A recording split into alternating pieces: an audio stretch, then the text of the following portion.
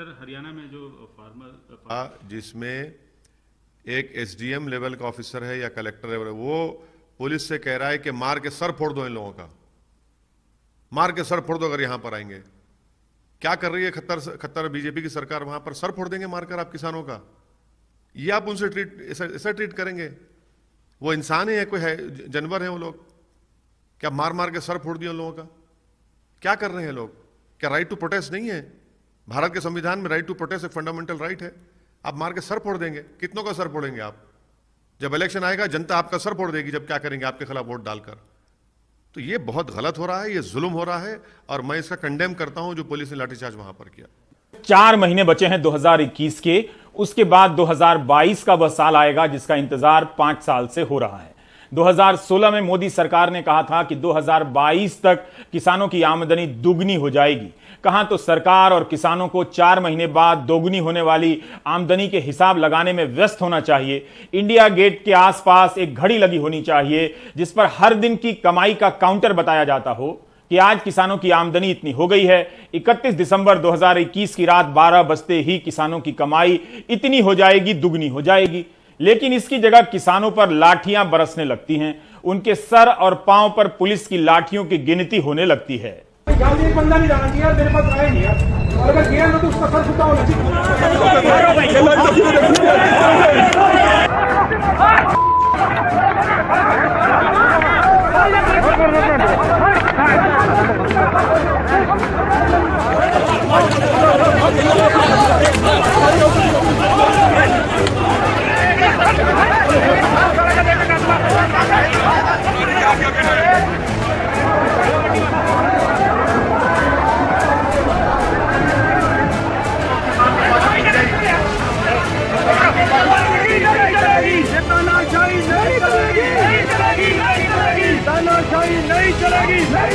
नहीं चलेगी। बीजेपी सरकार मुर्दाबाद मुर्दाबाद मुर्दाबाद।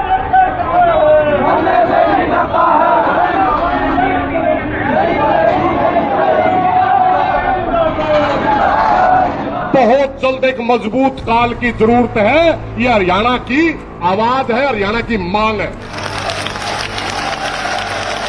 हम आपकी हर बात का जवाब देंगे। हर किसान के ऊपर जो आपने लाठियां चलाई, आपने हर जो उंगली उठाई, हर लाठी का हिसाब होगा, हर लाठी का हिसाब। वो भी हो जहां से इससे कोई नहीं रहेगा वहां। इसी तरह का स्पष्ट कर देता हूं, सर बोल देता। जय जवान जय किसान के नारे पर किसानों ने अपना सब कुछ दे दिया, लेकिन बाद में इसी नारे के नाम पर वे ठगे जाते रहे, उनके सर फोड़े जाते रहे। करनाल के उप जिलाधिकारी आयुष सिन्हा का यह वीडियो बता रहा है कि प्रशासन की नजर में अब किसानों की क्या हैसियत रह गई है और प्रशासन कैसे काम करता है। सर फोड़ने का आदेश अगर पहले ही दे दिया जाए तो क्या पता एक दिन गोली मारने का आदेश घटना होने से पहले दे दिया जाए।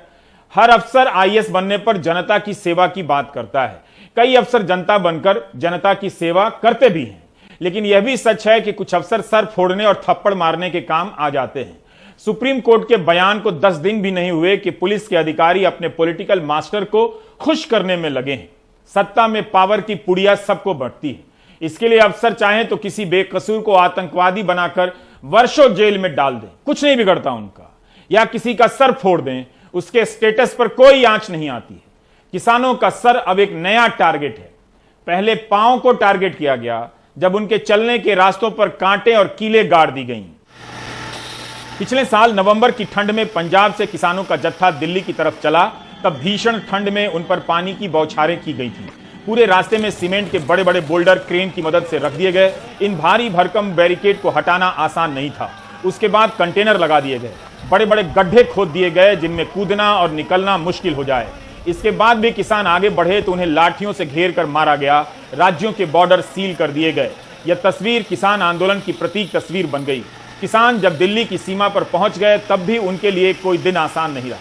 वे दिल्ली ना आ जाएं इसके लिए दिल्ली की सीमा पर कटीली तारें लगा दी गईं और सड़कों पर कीले लगा दी गईं। गोदी मीडिया ने जब इन किसानों को आतंकवादी और खालिस्तानी बताना शुरू किया और किसान सफाई देने लग गए कि वे किसान हैं, उनका बेटा फौज में है, आतंकवादी नहीं है। जब भी बंगाल में चुनाव आता है, दिल्ली चलो का नारा देने वाले नेताजी का नाम लिया जाने लगता है, लेकिन जब किसान दिल्ली चलो का नारा देते हैं तो कटीली तारें बिछा दी जाती हैं। करनाल प्रशासन ने इस बात को लेकर खेद प्रकट किया है कि एसडीएम आयुष सिन्हा ने सर फोड़ने की बात कह दी। इसके पहले प्रशासन ने एक वीडियो भी ट्वीट किया जिसमें किसान पुलिस पर हमला करते हुए दिखाए जा रहे हैं।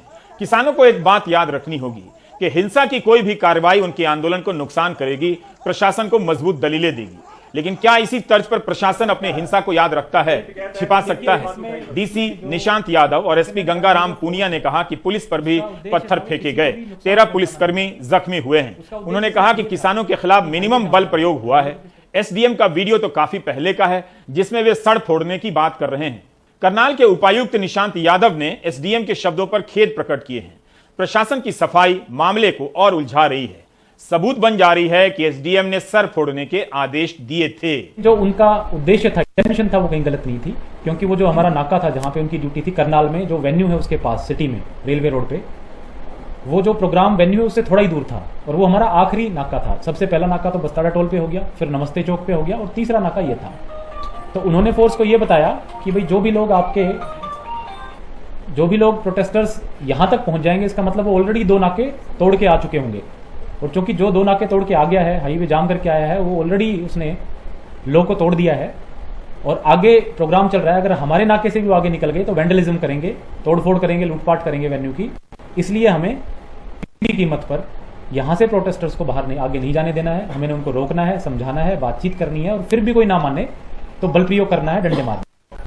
तो स्वाभाविक सी बात है कि उनकी जो ब्रीफिंग थी उसका कुछ पोर्शन, कुछ उनका टेलर्ड जो वर्जन है कट करके मीडिया में प्रस्तुत किया गया, जबकि जो उनकी पूरी ब्रीफिंग थी वो नहीं बताई गई। किसी विशेष नाके पर एसडीएम आयुष सिन्हा के निर्देश की जरूरत नहीं पड़ी, लेकिन कहीं और किसानों पर लाठियां तो चली। दोनों ही समय में प्रशासन तो एक ही था। क्या इस तरह के निर्देश दिए जाने चाहिए थे? इसका तो वीडियो है, हमें क्या पता किस किस तरह के निर्देश दिए गए होंगे।